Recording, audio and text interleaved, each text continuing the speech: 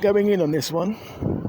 So, it's been brought to my attention that the great Lenny Henry, of all people, is calling for reparations for the actually heinous and, dare I say, horrific crimes of slavery. Now, let's look at this. Let's look into this, okay?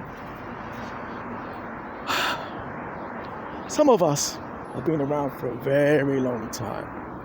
Some of us have been around for a while. And let's go back to, well, firstly, let's look at Lenny Henry and let's look back at, his career and his impact as now a black leader, which, can be the case. He's the one in the media putting forward this claim, this desire. All the other prominent, people that actually have the potential to voice the message aren't being heard really. But hey, another conversation. Let's not detract. Lenny Henry, of all people, let's go back to the early days of Lenny Henry and the black community. Now, in the old days, Lenny Henry was seen as somewhat as a joke by the black contemporaries.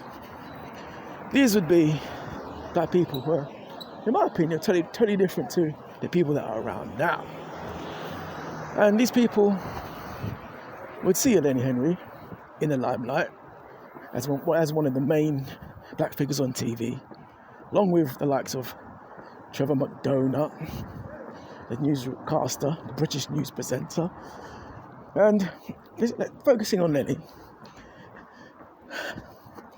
this would be around the time of, when the black community over here were moving forward. Obviously, a lot of people that came in the 60s, wherever it was, having kids. They come in the 60s. Obviously, the children then, more time than not, let's say, ballpark figure, the children very young. This would be like the second generation, which, fair enough. But it was generally held that Lenny Henry was not only a bit of a joke, but of a bit of a, I don't know if I can say it here. I don't know if I can say this word here. Rhymes with moon, soon, room, boom even. Obviously, if we replace the first letter with a C, yeah, you get it. Joking around, face paint, putting up the kind of finger sign, saying Katanga, being somewhat of a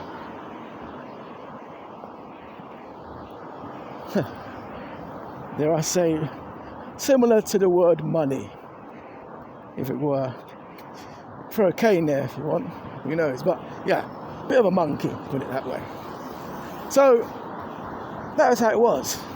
Obviously he was in the limelight, monkeying around, mooning and buffooning around. People were like, hold on, say something, speak out. This is what they were saying. This will be the black contingent. Say something, you're up there, speak out. Because around that time, let's not forget, it's not like it is now. Black folk were more of a, that's the word. Black folk, it was different. I mean, nowadays, there's a lot less mixed couples as opposed to what you see now. Racism was a big thing back then. The BNP, BNP, first it was the National Front, then they evolved into the BNP, another offshoot movements. National Party, National Front, BNP, and all these groups were prevalent, and they were dealing with us, dealing with you, because they never deal with me, another story. You messed it for, Anyway, they were dealing with black folk in a way, unless you could defend it, you know what I mean? And, we all know there's some cases from back in the day, from not only the oppression from such some of these far-right groups which were a lot more violent as opposed to what they were now. But you also had the police as well. So obviously, you had, so let's move things forward. All this oppression, a lot going on. Black people fighting what they could get, because the door wasn't really open back then. A lot of black folk had to work in trades, graft it through, working collar jobs, grafting it up. And if you were black and doing a few things, these things are boppy, but hey, have a conversation, cutting it short and sweet. They wanted a voice, someone who could speak out and get their point across and their point of view across. But hey, then he was one in the limelight, he didn't do it. So, roll on. We had the big turning point in race relations. Obviously, Cherry Gross situation, that occurred. Did he speak out? No. Was it Water Farm? Yeah, that was one. There's so many instances in the 80s and going towards the 90s. We never heard from this guy. Okay? Obviously, 90s, the big one, Stephen Lawrence case. I even throw Anthony Walker case. Those who follow the news now, or even follow football now, would see one of the assailants of the Anthony Walker murder. His brother's now on TV spouting off, about football and racial issues. But hey, listen, that's a digression. Another one for the videos maybe. But look, whole point I'm making is Lenny Henry monkeyed it up for so long, didn't say anything. Obviously, there was further criticism of him in regards to his choice of wife. Not in French, marry who you want. The fact that she's Caucasian was an issue for some. And this guy, he sold us out verbally, and he's showing us this. You know what I mean? So obviously, there's people that do marry out, but still have a sense of, they still talk out on equality issues, which you can do. So I guess that's another conversation. But the bottom line is he wasn't doing it for you. Okay? Wasn't doing it for you all. So let's roll on now in this day and age. The latter day Lenny Henry. Okay? So over the period of time from, let's say, his height of, when he was doing his stand-up and being funny and talking about Katanga and his little Deacus act of being stupid. Yeah. At some point, he reached his peak, then his career waned, the point where he just disappeared from, let's say, 2000 to 2015, whatever it is. He's out of the game. And by that time, there was around the period of the early 90s, we had, a lot more. What we had in the black media, A, you had a separate black media for a start, which was emerging, and B, they moved away from the stereotype to more positive images, Fresh Prince of Bel-Air and so forth. Another conversation. So, basically, moving it on. Yeah, so he became redundant. So obviously, by that time, a black voice was in the media, a lot of prominent couples, an early day Will Smith, an early day Jada. Had he very first come out, there's a lot going on. Things are better. Things have moved on. Obviously, But this brother, the moon, what you're going to call him now, this moon is nowhere to be seen. So now his obvious career's waned, but now all of a sudden, over the last 4 or 5 years, it seems he's come back. And I think it's like he's reinvented himself into a thespian, a man who wants to be that guy who fights for racial equality. So that's how he's working it now. He's writing his little books.